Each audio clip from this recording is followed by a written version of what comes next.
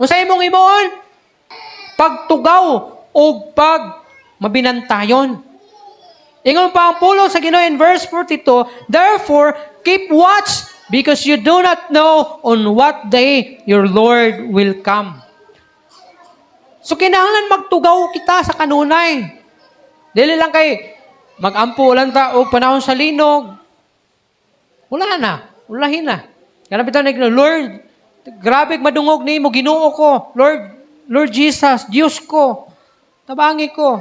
Tanan na lang nga, Lord, masangpit nimo kay tungod kay nahadlo ka sa linog.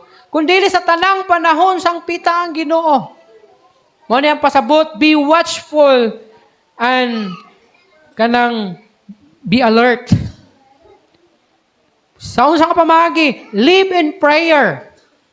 Para mahimot ang watchful and alert, kinahanglan magkinabuhi kita diha sa pagkamainampon. Ikaduha, magkinabuhi kita nga balaan. Ikatulo, magkinabuhi kitang tinumanon.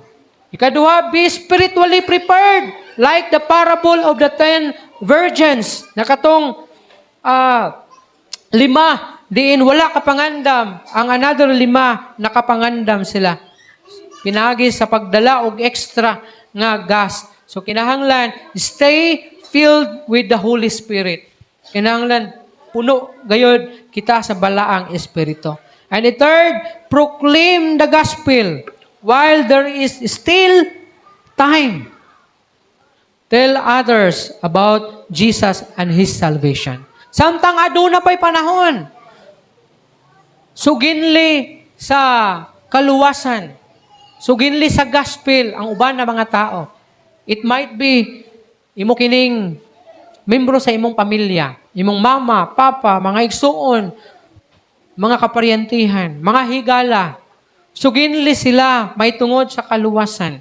Una pa maulahi ang tanan. Samtang aduna pa'y panahon. Kay konsirado ng ang arka, wala nagyoy panahon. Di na ka pwede moingon nga, ayo sa balik, Lord. Or ayo sa kukwa nga Ginoo. Kay gusto na ko nga makasangyaw pa ko sa kung minahas kinabuhi. Ayaw na nahula tayo igsuon. Kay kung sirado na, wala na.